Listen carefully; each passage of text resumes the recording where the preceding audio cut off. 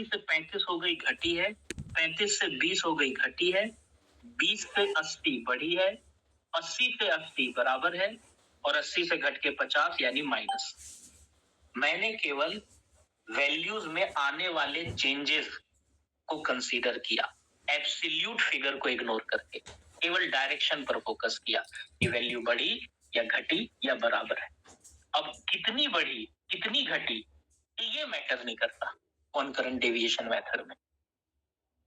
तो concurrent deviation method में आप केवल उसको डायरेक्शन को ऑब्जर्व करते हैं, ठीक है ना, कि भाई चेंज किस डायरेक्शन में हो रहा है, पॉजिटिव डायरेक्शन में, नेगेटिव डायरेक्शन में, ठीक है। इसी तरह से अगर मैं इस सीरीज में डेविएशन लूं तो पहला तो छोड़ दो क्योंकि पहला तो कंपेयर ही नहीं कर सकता, लेकिन दूसरे को जब पहले से कंपेयर करूंगा तो वैल्यू 60 से 55 हुई है माइनस, 55 से 50 माइनस, 50 से 56 प्लस, 56 से 30 माइनस, 30 से 70 प्लस, 70 से 40 माइनस, 40 से 35 माइनस, 35 से 80 प्लस, 80 से 80 इक्वल, फिर 80 से 75 माइनस। तो इस तरह से आप कॉन्करेंट डेविएशन मेथड में डेविएशंस लेते हैं। आप डेविएशंस केवल डायरेक्शन के आधार पर लेते हैं, एब्सोल्यूट फिगर को इग्नोर करते हुए, एब्सोल्यूट डेविएशन को इग्नोर करते हुए, ठीक है ना। आप केवल साइन को कंसीडर करते हैं। अब आपको क्या करना है, दोनों का प्रोडक्ट लेना है, dx dy। याद रखना, जब आप दोनों का प्रोडक्ट लोगे तो दोनों के प्रोडक्ट में only positive sign are considered. केवल उन्हीं साइन को यहां पर लिखना है जो पॉजिटिव होंगे। अब सवाल यह है कि जब मैं इन दोनों को मल्टीप्लाई करूंगा तो कौन कौन से साइन पॉजिटिव साइन बनाएंगे। अगर dx dy ये प्लस है, ये प्लस है, तो dx dy, ऐसा कुछ नहीं है कि इसको मैंने कैपिटल लिख दिया तो कैपिटल लिख रहा हूं, dx dy ऐसे भी लिख सकते हैं, है ना। तो plus plus plus into plus plus बनता है, माइनस इंटू माइनस, भाई मल्टीप्लाई तो कर रहा हूं, प्रोडक्ट ही तो ले रहा हूं, तो प्लस इंटू प्लस क्या होता है प्लस, माइनस इंटू माइनस क्या होता है प्लस, इक्वल इंटू इक्वल को भी प्लस ही कंसीडर करना है। और याद रखना है कि केवल ये तीन ही ऐसे साइन हैं जो ये तीन ही ऐसे कॉम्बिनेशन है जो प्लस साइन बनाते हैं। जब आप प्लस इंटू प्लस करोगे तो प्लस का साइन बनेगा, माइनस इंटू माइनस करोगे तो प्लस का साइन बनेगा, ये तो आपको वैसे भी पता होगा। नया यह है कि इक्वल इंटू इक्वल करोगे तो भी ये प्लस का ही साइन कंसीडर किया जाता है, ठीक है ना। इसके अलावा कोई भी कॉम्बिनेशन प्लस का साइन नहीं बनाएगा, इसके अलावा कोई भी कॉम्बिनेशन प्लस माइनस से प्लस का साइन नहीं बनता। इसे मल्टीप्लाई ना मान लो, इसलिए मैं इसको लिख ही नहीं रहा। इससे भैया नहीं बनता कोई साइन प्लस का, माइनस प्लस से कोई प्लस का साइन नहीं बनता, इक्वल प्लस से कोई प्लस का साइन नहीं बनता, प्लस इक्वल से कोई प्लस का साइन नहीं बनता, इक्वल माइनस माइनस इक्वल कोई प्लस का साइन नहीं बनता। कोई अदर कॉम्बिनेशन प्लस का साइन क्रिएट नहीं करेगा, प्लस का साइन केवल तीन ही कॉम्बिनेशन क्रिएट करेंगे, वो है plus plus, minus minus, equal equal. इन तीनों कॉम्बिनेशन के प्रोडक्ट से प्लस का साइन क्रिएट होता है। और जब हम dx dy कैलकुलेट करते हैं तो केवल प्लस साइन को ही यहां पर लिखते हैं, वो प्रोडक्ट जो प्लस साइन बना रहा होगा वही यहां पर लिखना है, ठीक है ना। ठीक है, ऐसे लिख दो,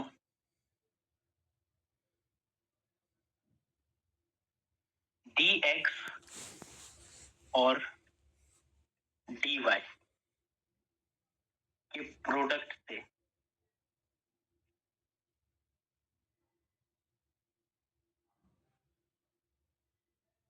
अगर प्लस का साइन बनता हो तो लिखना है।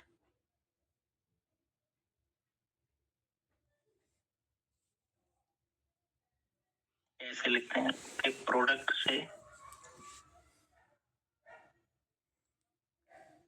जब प्लस का साइन बने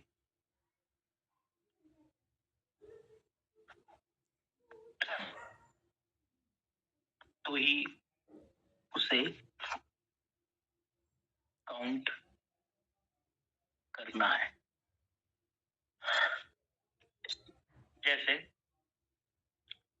पहला तो छोड़ ही दो आप, क्योंकि पहले का तो हम डेविएशन ही नहीं मेजर कर पाए, क्योंकि वो तो पहली वैल्यू थी, उसे कंपेयर ही नहीं कर पाए।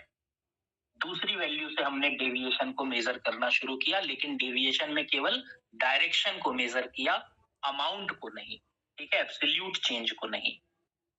तो माइनस इंटू माइनस ये प्लस का साइन बना रहा है, माइनस इंटू माइनस ये भी प्लस का साइन बना रहा है, प्लस इंटू प्लस ये भी प्लस का साइन बना रहा है, इक्वल इंटू माइनस छोड़ दो इसको, प्लस इंटू प्लस ये प्लस का साइन बना रहा है, माइनस इंटू माइनस ये भी प्लस का साइन बना रहा है, माइनस इंटू माइनस ये भी प्लस का साइन बना रहा है, प्लस इंटू प्लस ये भी प्लस का साइन बना रहा है, इक्वल इंटू इक्वल ये भी प्लस का साइन बना रहा है, माइनस इंटू माइनस ये भी प्लस का साइन बना रहा है।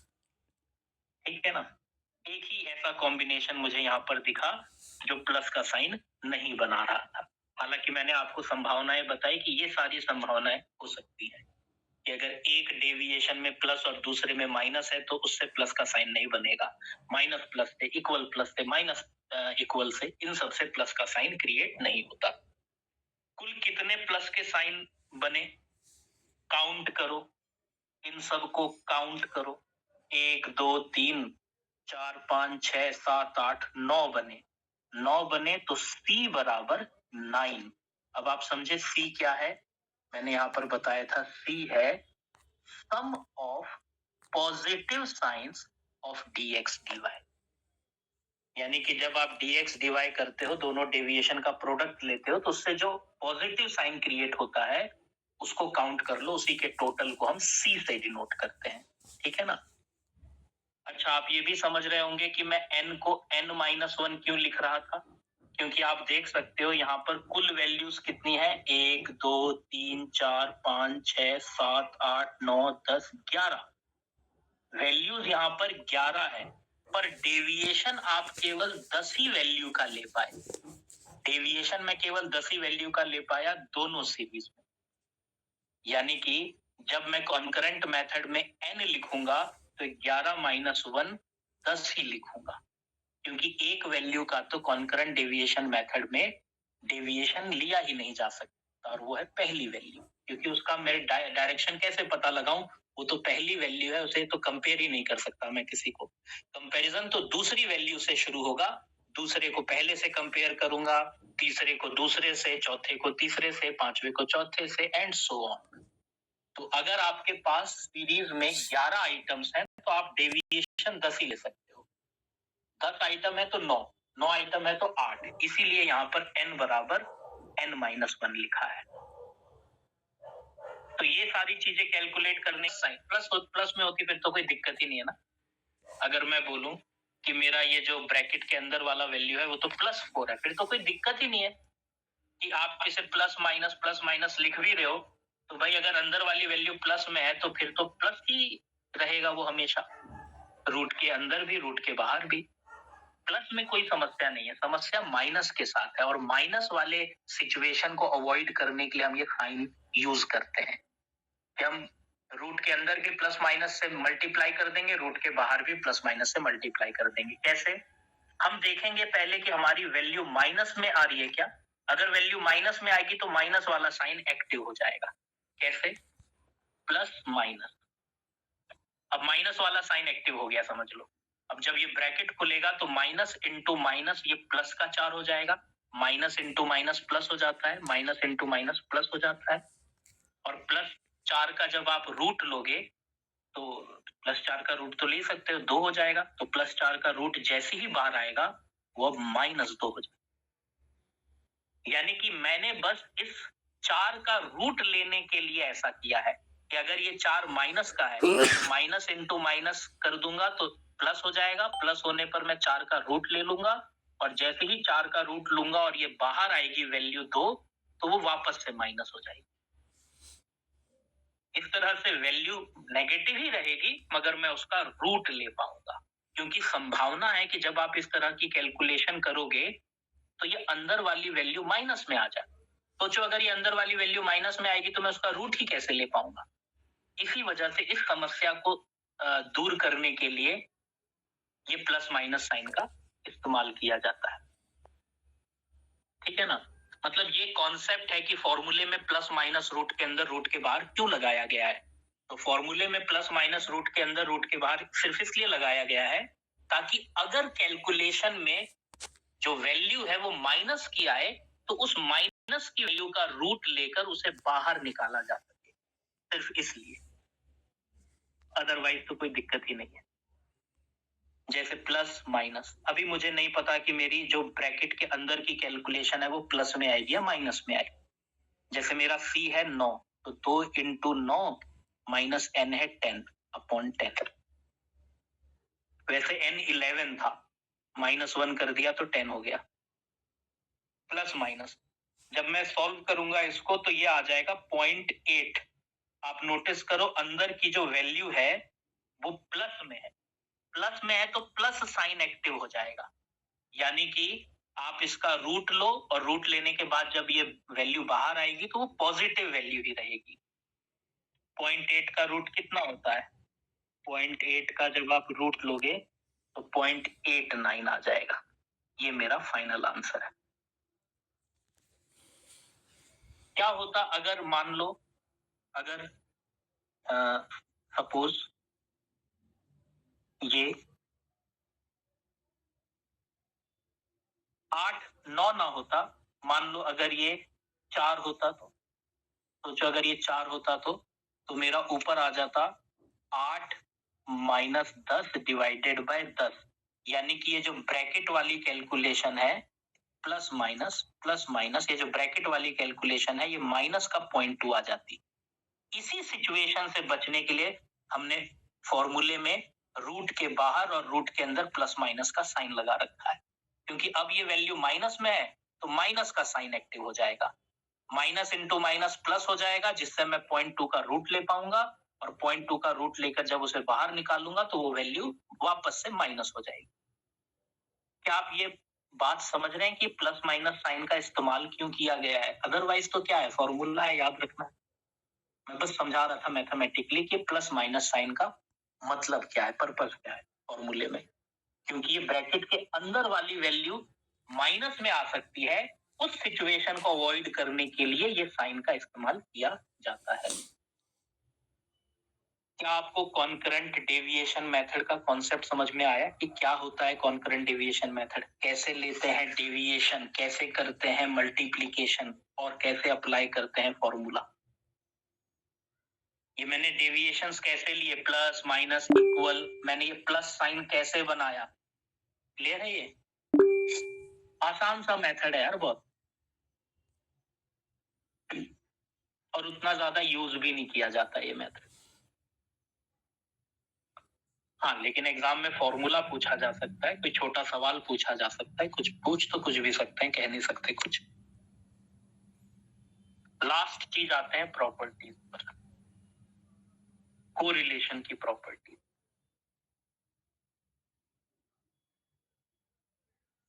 अच्छा, कोरिलेशन अगर दो वेरी, अच्छा मैंने ऊपर कहीं बताया था यार, ये भी एक चीज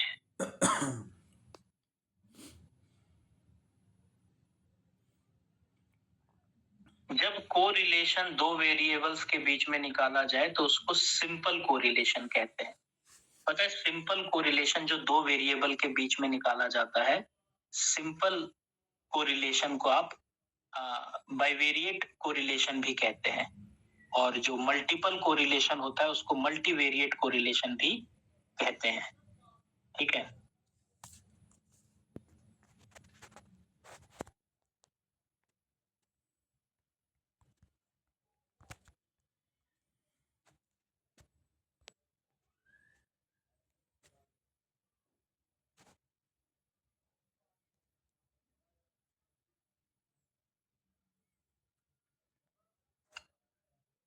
हाँ जी लिखेंगे बिल्कुल।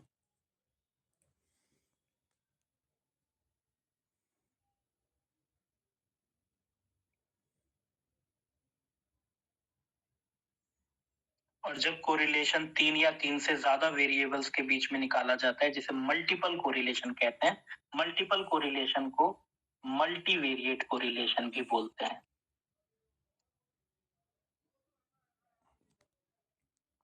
कोरिलेशन 2 वेरिएबल्स के बीच में भी निकाला जा सकता है, 2 से ज्यादा के बीच में भी निकाला जा सकता है, 2 के बीच में निकाला जाए तो बाइवेरिएट, 2 से ज्यादा के बीच में निकाला जाए तो मल्टीवेरिएट। वही साधारण जिसको हम सिंपल और मल्टीपल कोरिलेशन कहते हैं उसी को बाइवेरिएट और मल्टीवेरिएट। बाइवेरिएट का मतलब ही क्या होता है? 2 के बीच में, मल्टीवेरिएट 2 से ज्यादा के बीच में। ठीक है ना?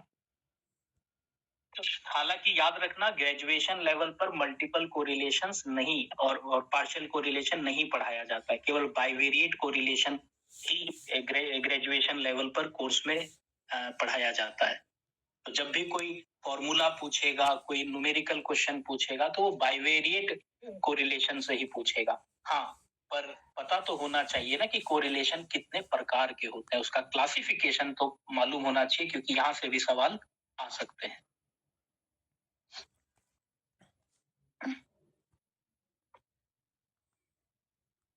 कोरिलेशन की भाई पहली प्रॉपर्टी पर आते हैं।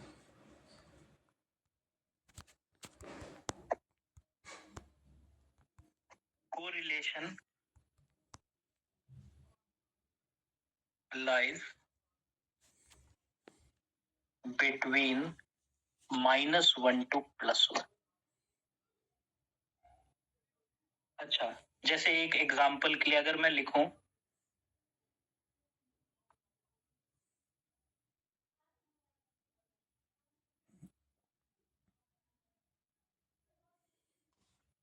Correlation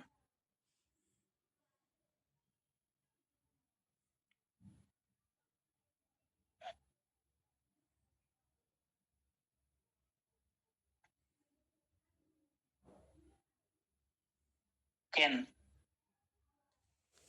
never be greater than unity। True और फॉल्स आपको बताना है।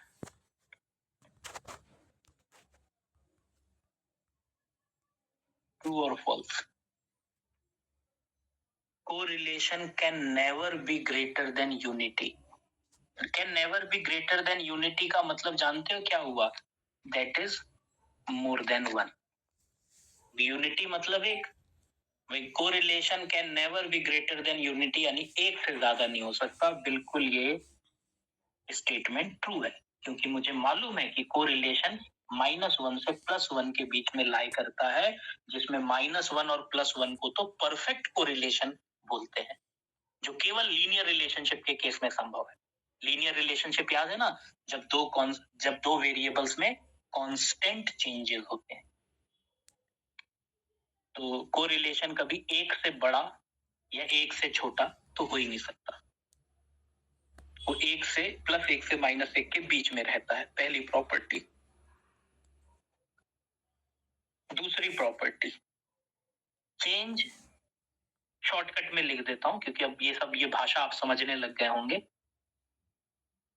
Change in origin. Change in origin मतलब क्या? प्लस माइनस या मल्टीप्लाई और डिवाइड, क्या होगा change in origin? Multiplication, division या प्लस माइनस, क्या होगा change in origin? Plus minus. Plus minus. Correlation का चेंज इन ओरिजिन से कोरिलेशन पर चेंज इन ओरिजिन से कोई प्रभाव नहीं पड़ता। No affect. आप ना खुद ही करके देख लेना यार ये काम। आप कोई भी, जैसे मैंने ऊपर कोई भी एक सवाल करवाया, कोई भी एक सवाल जिनके बीच में हमने कोरिलेशन निकाला,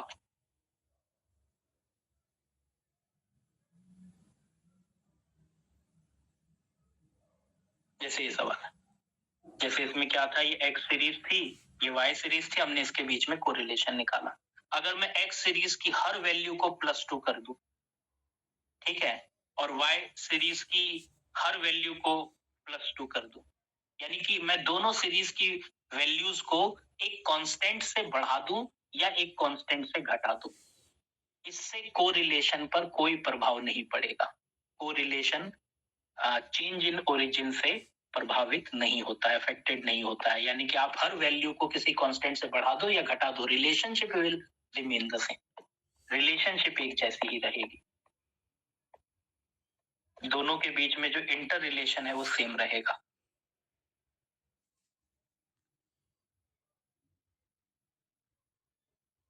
लेकिन एक बात याद रखना, अगर मैं आपसे बोलूं कि ये x है, ये y है, अगर मैं इस, अच्छा, इन दोनों के बीच में जो कोरिलेशन है वो 0.8 है, ठीक है। अगर मैं x की हर वैल्यू को +2 कर दूं और y की भी हर वैल्यू को +2 कर दूं, तो बताओ कोरिलेशन कितना होगा। अगर मैं दोनों वेरिएबल को एक कांस्टेंट से बढ़ा दूं तो कोरिलेशन कितना होगा, तो भी कोरिलेशन 0.8 ही होगा। अगर मैं x की हर वैल्यू को 2 से घटा दूं और y की हर वैल्यू को भी 2 से घटा दूं, तो कोरिलेशन कितना होगा, कोरिलेशन 0.8 ही होगा। लेकिन अगर मैं x की हर वैल्यू को 2 से बढ़ा दूं और y की हर वैल्यू को 2 से घटा दूं, तो अब कोरिलेशन कितना होगा, ये ध्यान देने वाला है। क्योंकि अब मैंने यहां तो मैंने क्या किया, याद है ना, पॉजिटिव कोरिलेशन किसे बोलते हैं, जब दोनों वेरिएबल सेम दिशा में मूवमेंट करते हैं। वो सेम दिशा पॉजिटिव भी हो सकती है, नेगेटिव भी हो सकती है। When both variables moves in a same direction, उस तरह के रिलेशनशिप को पॉजिटिव रिलेशनशिप कहते हैं। लेकिन अगर आप एक वेरिएबल को +2 कर दोगे, तो वो तो वैल्यू आपकी +2 होती रहेगी, और दूसरे वेरिएबल को माइनस कर दोगे तो इधर ये बढ़ता रहेगा, उधर दूसरी वैल्यू घटती रहेगी। एक वेरिएबल बढ़ता रहेगा, एक वेरिएबल घटता रहेगा, कोरिलेशन तो 0.8 ही रहेगा, बस वो नेगेटिव हो जाएगा। क्या आप मेरी बात समझ रहे हो? कोरिलेशन पे कोई प्रभाव नहीं पड़ेगा, क्योंकि चेंज इन ओरिजिन से कोरिलेशन अनअफेक्टेड रहता है। अगर कोरिलेशन पहले x और y के बीच में 0.8 था, तो किसी कांस्टेंट को बढ़ा, किसी कांस्टेंट से वेरिएबल्स को बढ़ा दो या घटा दो, कोरिलेशन सेम ही रहेगा। हाँ, लेकिन अगर एक वेरिएबल को बढ़ा दोगे और एक को घटा दोगे तो दिशा चेंज हो गई ना। अरे एक बढ़ रहा है, एक घट रहा है, एक ऊपर जाएगा, दूसरी वैल्यू नीचे आएगी, तो इसी रिलेशनशिप को तो नेगेटिव कोरिलेशन बोलते हैं ना। तो हाँ, कोरिलेशन तो सेम रहेगा, बस उसका डायरेक्शन चेंज हो जाएगा। अब वो पॉजिटिव नहीं, नेगेटिव कोरिलेशन कहलाएगा। क्या आप इस बात को समझे मैं क्या कहना चाह रहा था? ये बात क्लियर है? कोरिलेशन अनअफेक्टेड है। यहाँ पर पॉजिटिव क्यों है? क्योंकि दोनों सेम दिशा में बढ़ रहे हैं, एक कांस्टेंट से दोनों सेम दिशा में बढ़ रहे हैं, यहाँ दोनों सेम दिशा में घट रहे हैं। और जब सेम दिशा में मूवमेंट होती है तो पॉजिटिव रहता है कोरिलेशन। विपरीत दिशा में चेंजेस होने लग गए तो कोरिलेशन तो सेम रहेगा, क्योंकि कांस्टेंट ये सेम ही कांस्टेंट है ना। दो बढ़ा रहे हो, दो घटा रहे हो, एक वैल्यू दो दो बढ़ती जा रही है तो एक वैल्यू दो दो घटती जा रही है। अगर, यानी कि चेंज इन ओरिजिन है, आप एक कांस्टेंट से वैल्यूज को बढ़ा या घटा रहे हो, तो यहाँ पर एक वैल्यू को बढ़ा रहे हो, एक वैल्यू को घटा रहे हो, तो इनका रिलेशन नेगेटिव हो जाएगा। आपका डिग्री सेम रहेगी, डिग्री वही रहेगी, रिलेशन पॉजिटिव से नेगेटिव हो जाएगा। पॉइंट ये है कि कोरिलेशन चेंज इन ओरिजिन से अफेक्टेड नहीं होता है। तीसरा, change in scale. Change in scale किसे बोलते हैं? अब मैं इसको वेरीफाई करके नहीं दिखा रहा हूँ क्योंकि कोई यूज नहीं है ना। अगर आप किसी सवाल में वेरीफाई करना चाहो तो खुद भी कर सकते हो। अब ये भाषा आपकी समझ में आ गई है तो अब आपको ये पॉइंट्स याद रखने हैं बस। मल्टीप्लाई एंड डिवाइड, अगर याद रखना किसी कांस्टेंट से अगर मल्टीप्लाई या डिवाइड करो तब ये मेरी बात, मैं शॉर्टकट में लिख रहा हूँ लेकिन ये भाषा मैंने पहले पूरी बता रखी है आपको, अर्थमेटिक मीन में, स्टैंडर्ड डेविएशन में, है ना। तो चेंज इन स्केल का मतलब क्या है कि जब आप हर वैल्यू को किसी कांस्टेंट से, वो कांस्टेंट 2 हो 3 हो, एक कांस्टेंट से अगर आप किसी हर वैल्यू को मल्टीप्लाई कर दो या डिवाइड कर दो तो इसका प्रभाव भी कोरिलेशन पर नहीं पड़ता है। कोरिलेशन कुल मिलाकर चेंज इन ओरिजिन से और चेंज इन स्केल से प्रभावित नहीं होती है। अच्छा, इसमें भी एक चीज मैं आपको समझाना चाहूंगा, एक एक्सप्लेनेशन दूंगा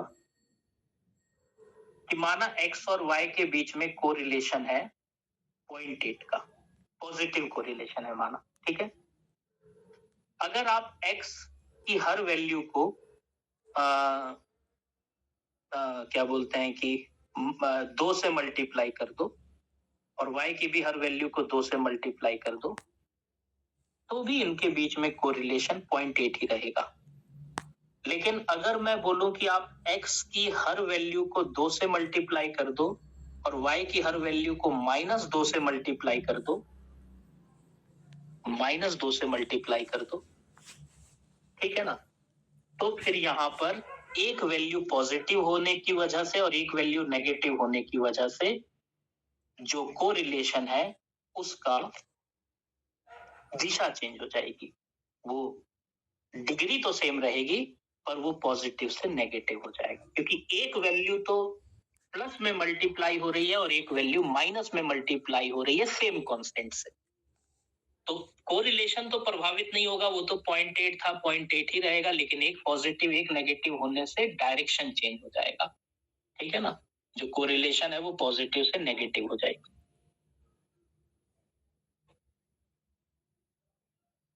हालांकि हमको रिग्रेशन कोफिशिएंट, हमें रिग्रेशन वाला चैप्टर नहीं पढ़ना है, हमारे कोर्स में भी नहीं है, तो फालतू में उस चैप्टर को पढ़ने का फायदा नहीं, लेंदी भी है वो चैप्टर, तो समय की बर्बादी है क्योंकि कोर्स में नहीं है। हालांकि मैं बता दूं कि रिग्रेशन में 2 कोफिशिएंट्स होते हैं, एक bxy होता है और byx होता है। एक्चुअली रिग्रेशन में 2 रिग्रेशन लाइन होती है। जैसे अगर मुझे x पता है तो y मैं निकाल लूंगा, ये मैं कैसे कैलकुलेट करूंगा, y on x से।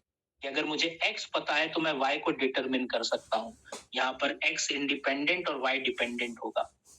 अगर मुझे y पता है तो मैं x डिटरमिन कर सकता हूं x on y से, यहाँ पर y डिपेंडेंट x इंडिपेंडेंट होगा। अभी इस भाषा से दूर ही रहना, ठीक है, ये चैप्टर पढ़ाना ही नहीं है तो इसमें कंफ्यूज क्यों करना।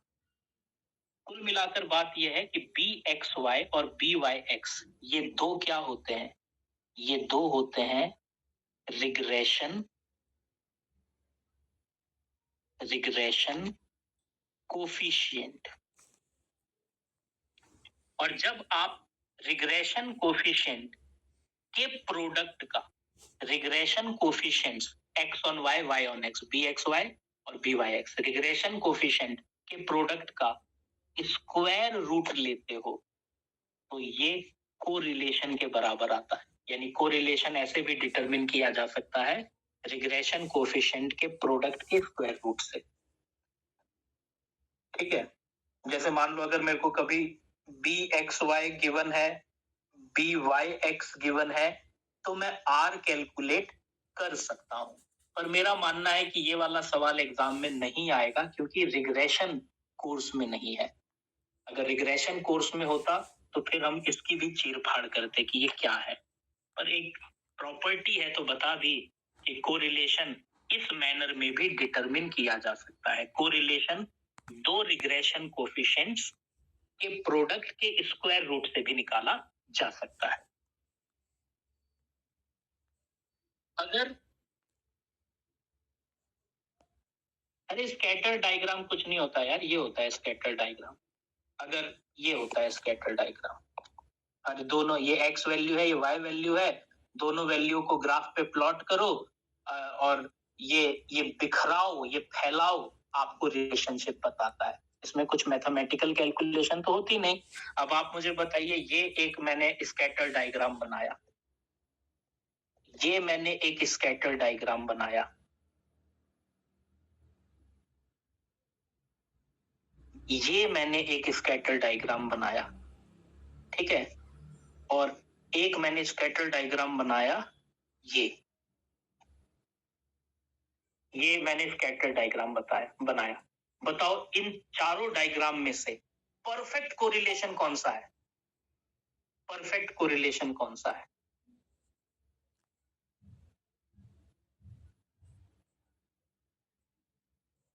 ये अरे पॉजिटिव हो गया, यही जब ऊपर से नीचे आए तो नेगेटिव हो गया। पॉजिटिव नेगेटिव में देख लेंगे कि हमारा जो प्लॉटिंग है वो नीचे से ऊपर की तरफ जा रही है या ऊपर से नीचे की तरफ आ रही है, ठीक है ना। तो परफेक्ट डायग्राम क्या हो गया? जब एक स्ट्रेट लाइन बनेगी तो ये स्कैटर डायग्राम में जब स्ट्रेट लाइन दिखाई दे तो समझ लो ये परफेक्ट कोरिलेशन है। यहाँ पर कोरिलेशन है, हाई है काफी, है ना। यहाँ पे कोरिलेशन हाई है, यहाँ पे थोड़ा मॉडरेट है, यहाँ पर बहुत कम कोरिलेशन देखने को मिल रहा है। स्कैटर डायग्राम में आप दोनों वेरिएबल्स की प्लॉटिंग करो, वो प्लॉटिंग का बिखराव, फैलाव आपको बताता है कि क्या वो दो वेरिएबल्स आपस में कोरिलेटेड हैं या नहीं। यहाँ से क्या पूछेगा? ज्यादा से ज्यादा यही पूछ सकता है कि भाई स्कैटर डायग्राम से क्या मेजर किया जाता है। तो मुझे याद होना चाहिए कि भाई स्कैटर डायग्राम से कोरिलेशन मेजर किया जाता है, ये पूछ सकता है।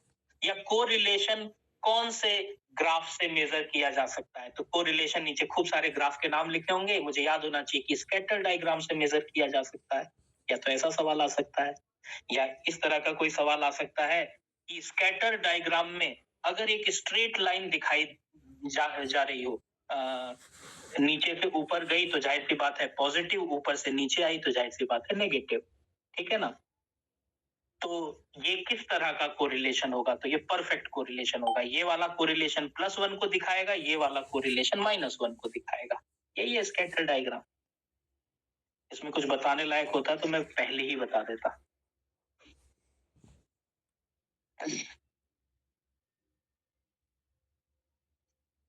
अच्छा, एक चीज मैं बताना चाह रहा था, जैसे आर को हम कहते हैं कोरिलेशन, तो पता है जब हम आर का स्क्वायर करते हैं, आर के स्क्वायर को हम कहते हैं कोफिशिएंट ऑफ डिटर्मिनेशन, ठीक है। हालांकि कोफिशिएंट ऑफ डिटर्मिनेशन पूछा तो नहीं जाता, लेकिन अगर पूछा जाए तो जो भी पहले क्या करना होता है, पहले कोरिलेशन निकालो और उसका स्क्वायर कर दो, ठीक है। या फिर आप जाहिर सी बात है इसे ऐसे भी कह सकते हो कि correlation is square root of coefficient of determination, ठीक है ना, एक ही बात है। तो ये कुछ मुख्य बिंदु हैं कोरिलेशन की प्रॉपर्टीज से जुड़े हुए, जिसमें ये ध्यान रखना है कि भाई ये +-1 के बीच में रहता है, जिसमें +1 -1 तो यूनिटी को एक्सप्रेस करता है। ये चेंज इन ओरिजिन और चेंज इन स्केल से प्रभावित नहीं होता, ये रिग्रेशन कोफिशिएंट से भी निकाला जा सकता है। और कोरिलेशन के माध्यम से आप कोफिशिएंट ऑफ डिटर्मिनेशन या कोफिशिएंट ऑफ डिटर्मिनेशन के माध्यम से कोरिलेशन को आप कैलकुलेट कर सकते हो, ठीक है। इसके एमसीक्यूज ना यहीं पे प्लॉट कर देते हैं, या यहीं पे आ जाओ। चलो पहले आप मेरे को बताओ, क्या कोरिलेशन वाला चैप्टर समझ में आया? क्या कोरिलेशन वाला चैप्टर क्लियर है? क्योंकि हो गया कोरिलेशन, इतना ही था। उसमें जितनी चीजें बतानी थी मैंने बता दी। अब उसे याद रखना न रखना, उसे रिवाइज करना, ये सब आपकी हेडक है ना। पढ़ाने के बाद आप उसको रिटेन कर पा रहे हो नहीं कर पा रहे हो, याद रख पा रहे हो नहीं रख पा रहे हो, ये समस्या के साथ तो आपको स्वयं डील करना पड़ेगा। अगर आपको लगता है कि मेरी याद करने की क्षमता कम है, तो आपको फ्रीक्वेंट बेसिस पर रिवीजन करना होगा। अगर आपको लगता है कि भैया मेरी तो एकदम फोटोजेनिक मेमोरी है, मैं तो एक बार जो देख लूं तो छप जाता है मेरे दिमाग में, तो ठीक है, फिर तो आप एक बार पढ़ लो, उसके बाद एग्जाम टाइम में रिवाइज करना। लेकिन ऐसी मेमोरी तो भैया गॉड गिफ्टेड लोगों में ही होती है कि जो एक बार जो देख लेते हैं वो भूलते ही नहीं। हम सब जानते हैं कि ज्यादातर लोगों की मेमोरी ऐसी नहीं होती है। हमें पता है हमारे अंदर क्या कमियां हैं। मैं जानता हूं कि यार मैं अगर कोई चीज आज पढ़ूंगा तो शायद 2 दिन में भूल जाऊंगा। अगर मुझे मालूम है कि मैं वो चीज 2 दिन में भूल जाऊंगा तो मैं दूसरे दिन उसको रिवाइज कर लूंगा, ताकि वो अगले 2 दिन तक फिर मेरे दिमाग में रहे। अगले 2 दिन बाद उसको फिर रिवाइज कर लूंगा। लेकिन जब आप ये 2-3 बार रिवीजन करेंगे तो वो 2 दिन बढ़कर कब 10 दिन हो जाएंगे, वो 10 दिन बढ़ के कब 20 दिन हो जाएंगे, आपको पता नहीं चलेगा। क्योंकि जब आप कोई चीज 2 ही दिन तक याद रख पाते हैं और हर दूसरे दिन आप उसको रिवाइज कर ले रहे हैं, तो अब आप उसको लंबे समय तक याद रख पाएंगे। एक बार रिवाइज करो, 2 बार रिवाइज करो, तीसरी बार आप उसे 2 दिन में नहीं भूलेंगे। फिर देखना आपको 10 दिन तक, 12 दिन तक वो चीज दिमाग में रहेगी। तो फिर 10-12 दिन बाद फिर रिवाइज कर लेना। फिर देखना वो 1 महीने तक दिमाग में रहेगी, 1 महीने बाद फिर रिवाइज कर लेना। और कौन सा ये प्रक्रिया जिंदगी भर चलानी है, एग्जाम तक चलानी है केवल। तो मुझे मेरी क्षमता का पता है, मुझसे बेहतर मेरे बारे में कोई नहीं जानता। अगर मैं जानता हूं कि मैं पढ़ी हुई चीजें भूल जाता हूं और मैं फिर भी उसको फ्रीक्वेंटली रिवाइज नहीं कर रहा हूं, तो फिर गलती मेरी है। फटाफट से आंसर्स के जवाब दो। Rank coefficient of correlation varies between. एक क्वेश्चन था, पूछो। सर वो जो प्रोबेबल एरर वाले क्वेश्चन थे उसमें n की वैल्यू पॉइंट्स में आ सकती है क्या? नहीं, n तो हमेशा होल नंबर होगा। अगर कभी पॉइंट्स में आए तो आप उसको अप्रोक्सीमेट करके राउंड ऑफ, अगर आपको कॉन्फिडेंस है कि मेरी कैलकुलेशन में कोई मिस्टेक नहीं है, क्योंकि मेरा मानना है कि जब भी कोई ऐसा सवाल एग्जाम में आएगा जिसमें n पूछा होगा तो उसका आंसर होल नंबर में ही आ रहा होगा। फ्रैक्शन में आने की वजह आपने कैलकुलेशन में थोड़े बहुत राउंड ऑफ किए होंगे या फिर कैलकुलेशन गलत की होगी। ठीक है ना? तो सर कल जो आपने क्वेश्चन दिया था उसका फर्स्ट वाला जो था एज अ होमवर्क वो करा दो, उसमें n का ना पॉइंट्स में आ रहा था। आई एम नॉट श्योर उसका आंसर क्या होगा। कौन सा क्वेश्चन था वो? तो मैंने ऐसी रैंडम वैल्यू लिख दी होगी। वो जो फिगर्स है वो मतलब ऐसा कोई साइंटिफिकली वो मेजर थोड़ी है। जैसे आप कोई भी किताब में सवाल देखते हो, वो सवाल टेस्टेड होता है ना? वो टेस्टेड है कि मतलब जो फिगर्स हैं वो बिल्कुल सही से आप लिख रहे हो नहीं लिख रहे हो। मैंने तो ऐसी रैंडम बेसिस पे कुछ भी फिगर लिख दी प्रैक्टिस करने के लिए कि आपका फॉर्मूला एक बार प्रैक्टिस हो जाए। पर वो सवाल कौन सा है? 0.64 वाला। पॉइंट ये वाला ना? हाँ, तो ये तो मैंने ऐसे ही रैंडम लिख दिया, लेकिन फिर भी मैं करूंगा। अगर मान लो कभी n फ्रैक्शन में भी आए और आपको कॉन्फिडेंस है कि आपकी कैलकुलेशन में कोई गलती नहीं है, आप उसको जो भी नियरेस्ट वैल्यू होगी उसमें राउंड ऑफ कर देना, क्योंकि n जो है वो फ्रैक्शन में नहीं हो सकता। ज्यादातर एग्जाम में जो सवाल आएंगे उसमें 99.99% मैं कह रहा हूं कि n होल नंबर ही होगा। ठीक है ना? कभी अगर ऐसा हुआ तो अपनी कैलकुलेशन को चेक करना, और कैलकुलेशन ठीक है तो n को राउंड ऑफ कर देना। जैसे मेरा 2.8 आ रहा है तो मैं n बराबर 3 कर दूंगा, तो मेरे ऑप्शन में जहां 3 लिखा होगा मैं उसको टिक करके आ जाऊंगा। ठीक है, इसको सॉल्व करेंगे हम।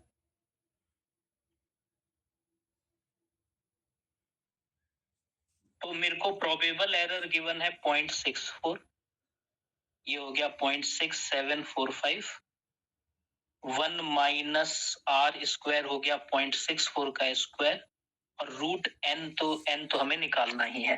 ठीक है, एक काम करता हूं, मैं रूट n को इधर ले लेता हूं और 0.64 को इधर ले लेता हूं। अच्छा, 0.64 है प्रोबेबल एरर। 0.64 मैंने गलत लिखा ना, प्रोबेबल एरर है 0.1312। 0.1312। अब इसका न्यूमरेटर सॉल्व कर रहा हूँ। 0.64 का मैं स्क्वायर लेकर अगर उसको 1 से माइनस कर दूं और उसको 0.6745 से मल्टीप्लाई कर दूं, मेरे पास कैलकुलेटर है तो ये काम मैं बड़ी आसानी से कर पाऊंगा। आपके पास कैलकुलेटर नहीं अलाउड है एग्जाम में, तो आप ये तो अपने हाथ से ही प्रैक्टिस करना। 0.3982 आ रहा है। अब मैं अंडर रूट n बराबर इन दोनों को डिवाइड करूं, 0.3982 डिवाइडेड बाय 0.1312, तो ये आ रहा है कितना? 3.035। अगर मैं यहां से रूट हटाना है तो दोनों साइड स्क्वायर कर देता हूं। अगर मैं दोनों साइड स्क्वायर कर दूंगा तो ये n बराबर, एक्चुअली में ये ना ये जो 3.035 आ रहा है ना, ये बेसिकली इसको राउंड ऑफ करने की वजह से आ रहा है। ये वाली फिगर राउंड ऑफ हुई है ना, जब मैंने ये कैलकुलेट किया तो मैंने इस कैलकुलेशन को राउंड ऑफ किया। अगर मैं उतना राउंड ऑफ ना करूं तो ये एग्जैक्ट 3 ही माना जाएगा, और जब 3 का स्क्वायर करोगे तो 9 आ जाएगा। n बराबर 9 होना चाहिए यहाँ पर अप्रोक्सीमेटली। ये जो फ्रैक्शन दिख रहा है वो कैलकुलेशन में राउंड ऑफ करने की वजह से दिख रहा है, उसको आपको इग्नोर करना होगा, और जो भी नियरेस्ट नंबर होगा उसमें उसे राउंड ऑफ करना होगा। क्या समझे इस बात को? यस सर, यही आ रहा था आंसर। अच्छा, आप नोटिस कीजिए ना, ये तो मैंने ऐसे रैंडमली लिख दिया ना। कौन एग्जाम में पॉइंट के 4 डिजिट तक कैलकुलेट करता है भाई? मुझे तो नहीं लगता कोई इतना लंबा जाता है ना। आप ज्यादा से ज्यादा क्या करोगे भाई एग्जाम में? 0.39 लिख दोगे, डिवाइडेड बाय 0.13 लिख दोगे, ये 3 आ जाएगा, 3 का स्क्वायर 9 आ जाएगा। तो ये सब कैलकुलेशन की वजह से ये जो फ्रैक्शन वाले एरर्स आते हैं उसको इग्नोर कर देना चाहिए। जो भी नियरेस्ट नंबर है उसमें राउंड ऑफ करके ABCD में देख लो, जहां पर 9 है वही मेरा एग्जैक्ट आंसर है। बाकियों ने सॉल्व बताना जरा, इसका क्या आंसर आया भाई? मैंने बोला था कि मैं पूछूंगा, अच्छा हुआ कि एक ने मेरे से सवाल ही कर लिया। तो एक लड़की तो भाई पढ़ रही है। बाकियों ने इसका आंसर बताओ क्या है? किसने निकाला सेकंड वाले एग्जांपल का आंसर? R बराबर कितना है? 3-4 लोग बताओ ना, तभी तो पता चलेगा। मैं इसको अब सॉल्व थोड़ी करूंगा। नवीन कह रहा है 0.79, वंशिका 0.79, नंदिनी 0.79 ही बोल रही है, तो 0.79 इसका आंसर है। ठीक है, जिन्होंने इन एग्जाम्पल्स को सॉल्व नहीं किया, भगवान उनको सद्बुद्धि दे। इसका आंसर क्या है? प्रोबेबल एरर पूछा था, प्रोबेबल एरर पूछा था 0.042। और कोई बताओ? सबका सेम है 0.04। हाँ, एक ही बात हो गई, 0.04, 0.04, 0.04204 जो भी है। चलो, मतलब पॉइंट ये है कि आप जो भी सवाल दिए जाए, आप जब उनको प्रैक्टिस करोगे ना, आप खुद भी महसूस करोगे कि फॉर्मूले आपको याद होने लग रहे हैं। जो चीज जितनी बार दिखेगी, जितनी बार आप लिखोगे, जिसपे जितना नजर जाएगा ना, वो चीज दिमाग में उतने ज्यादा समय तक रिटेन रहेगी। ठीक है, वापस MCQs पर आते हैं। पहले आप सवाल पढ़ो और जवाब दो भाई। पहले सवाल का क्या जवाब होना चाहिए? सवाल पढ़िए। इसको थोड़ा सा लैंडस्केप मोड में कर देता हूँ ना। आप भी अपना फोन कंप्यूटर में देख रहे हो तो फिर तो कोई दिक्कत नहीं, फोन में देख रहे हो तो इसको घुमा लो।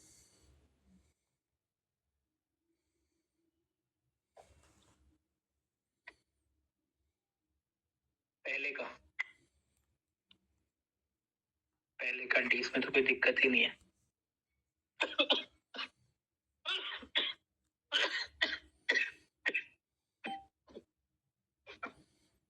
एक मिनट है।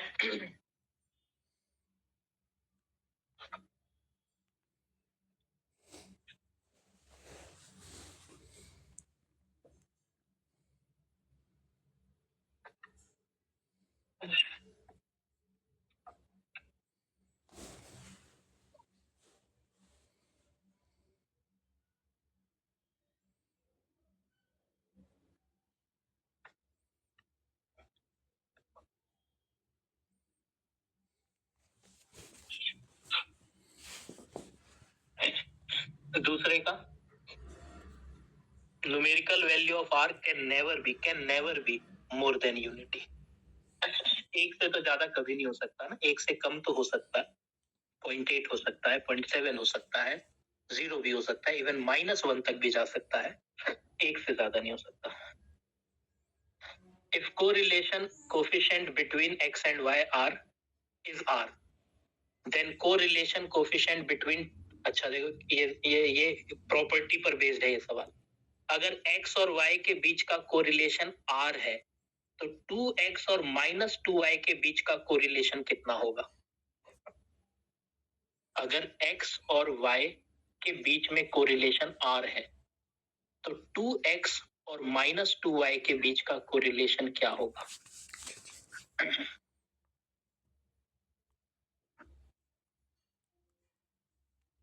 रिया सी, वंशिका सी, आदित्य सी, नंदिनी डी। अरे भाई एक वैल्यू, पहले तो ये चेंज इन स्केल है या चेंज इन ओरिजिन है? पहले तो ये बताओ, ये चेंज इन स्केल है या चेंज इन ओरिजिन है? किसका एग्जांपल है ये चेंज इन स्केल का एग्जांपल है या चेंज इन ओरिजिन का? अरे चेंज इन ओरिजिन का नहीं है भाई। 2x क्या होता है? 2x प्लस कर रहा हूं क्या मैं? 2 ये मल्टीप्लाई हो रहा है, x में 2 प्लस 2 गुणा हो रहा है। हे भगवान, मैथमेटिक्स भाई, मैथमेटिक्स एकदम दम तोड़ चुकी है क्या? अगर मैं 2x लिख रहा हूं तो 2x के साथ मल्टीप्लाई हुआ है ना।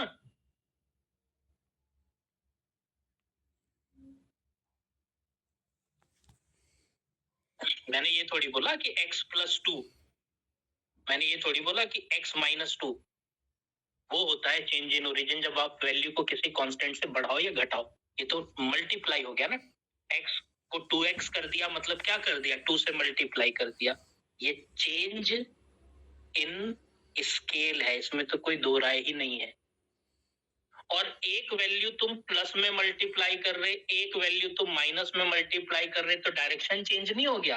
हाँ, कोरिलेशन सेम रहेगा, पहले आर था तो अब भी आर रहेगा, लेकिन प्लस माइनस की वजह से डायरेक्शन चेंज हो गया, इसलिए नेगेटिव कोरिलेशन हो जाएगा। सवाल समझ में आया? अभी तो पढ़ाया था यार, अभी थोड़ी देर पहले बताया ये मैंने। अगर सवाल क्लियर है तो हैंड रेज करो। मैं कह रहा हूं अगर यही पूछ लेता कि ये क्या है, ये चेंज इन स्केल है, चेंज इन ओरिजिन है, तो फिर तो आप यही गड़बड़ कर देते। If all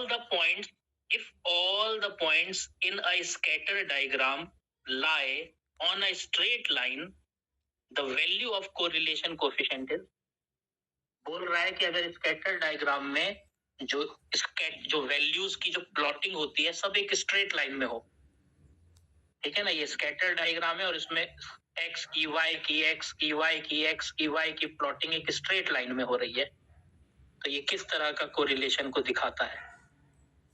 ये किस तरह का कोरिलेशन होगा? इस तरह के केस में कैसा कोरिलेशन देखने को मिलेगा? पॉजिटिव भी देखने को मिल सकता है, नेगेटिव भी। जरूरी थोड़ी वो स्ट्रेट लाइन नीचे से ऊपर ही जा रही हो, जरूरी थोड़ी है कि वो स्ट्रेट लाइन नीचे से ऊपर ही जा रही हो। ऐसा भी तो हो सकता है कि वो स्ट्रेट लाइन ऊपर से नीचे आ रही हो, +1 -1, पॉजिटिव और नेगेटिव, ठीक है, दोनों हो सकता है। Correlation will be positive between x and y। x और y के बीच में कोरिलेशन पॉजिटिव कब होगा? x और y के बीच में कोरिलेशन पॉजिटिव कब होगा?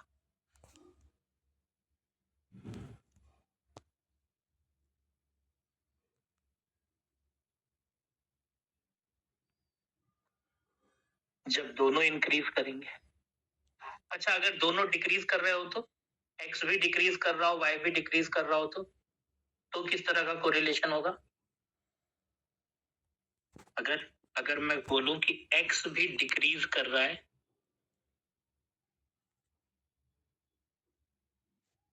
y also decreases,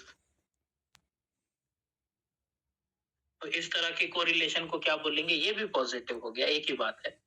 ये दोनों इंक्रीज हो रहे हो या दोनों डिक्रीज हो रहे हो, ये पॉजिटिव कोरिलेशन होता है।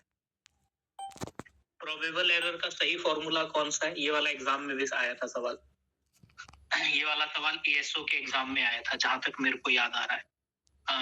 अभी क्लास में आकाश है, आकाश बताएगा।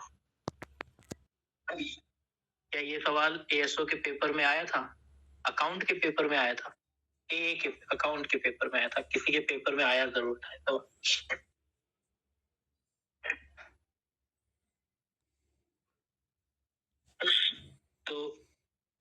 वाला सही आंसर है।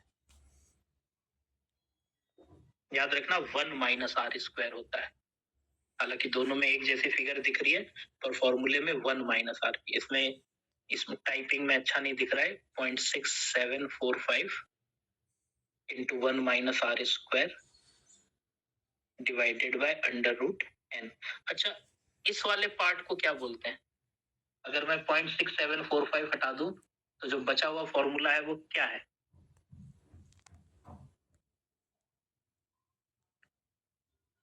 वो स्टैंडर्ड एरर है। वो स्टैंडर्ड एरर, ये स्टैंडर्ड एरर है, ये प्रोबेबल एरर है। अच्छा, प्रोबेबल एरर में और स्टैंडर्ड एरर में कौन सा एरर का न्यूमेरिकल वैल्यू बड़ा होगा?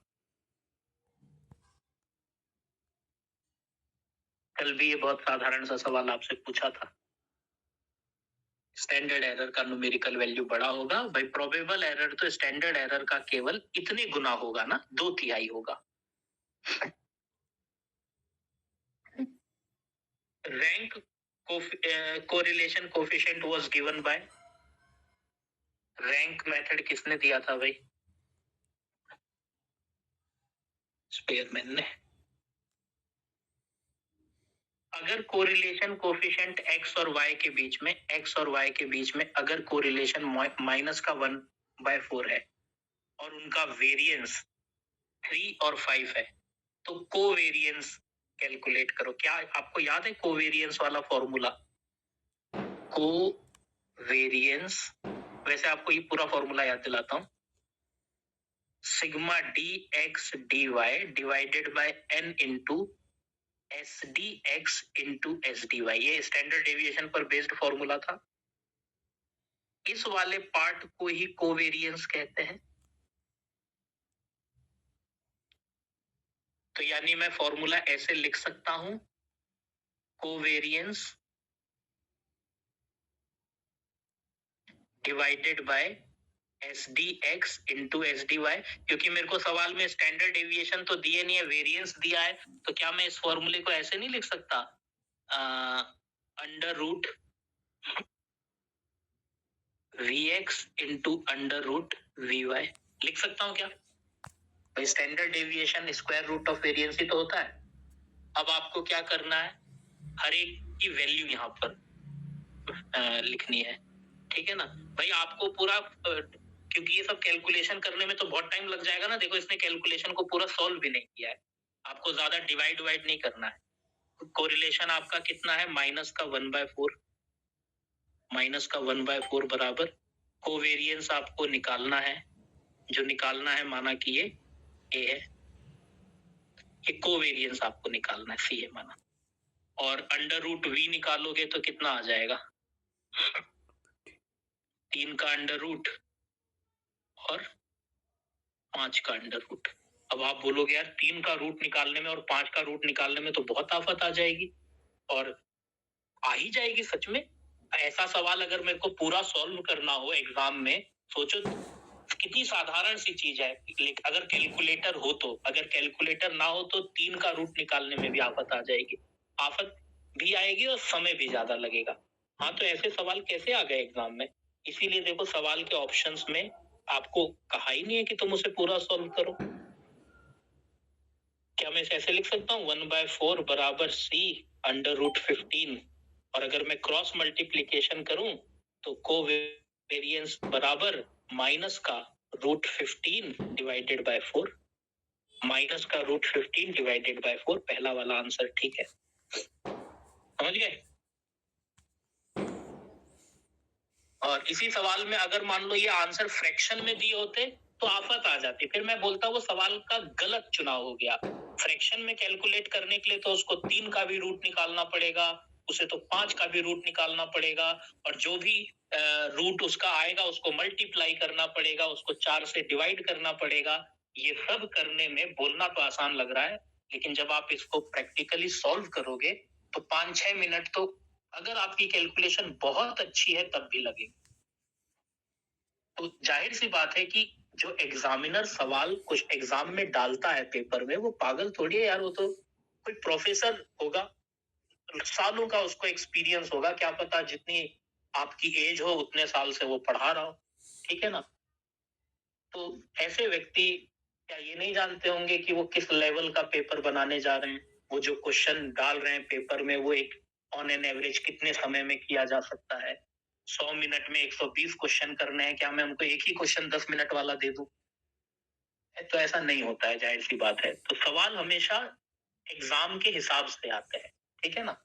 इसीलिए मैंने कहा कि बहुत बड़े बड़े क्वेश्चंस, बहुत कैलकुलेशन वाले सवाल करने में समय बर्बादी मत करो। कॉन्सेप्ट समझ लो, कॉन्सेप्ट पर बेस्ड क्वेश्चन समझ लो, उसकी भाषाओं को समझ लो कि भैया थोड़ा भाषा घुमा फिरा के भी ये पूछ सकता है चीजों को, बहुत होता है इतना एग्जाम क्लियर करने के लिए। बाइवेरिएट कोरिलेशन किस तरह का कोरिलेशन होता है?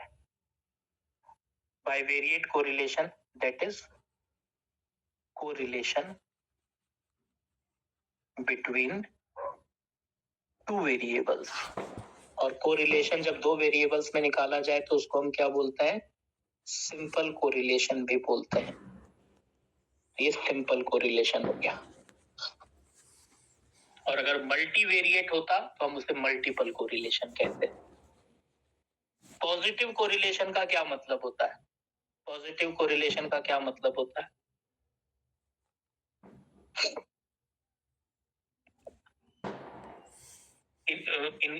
Increase in one followed by increase in other variable.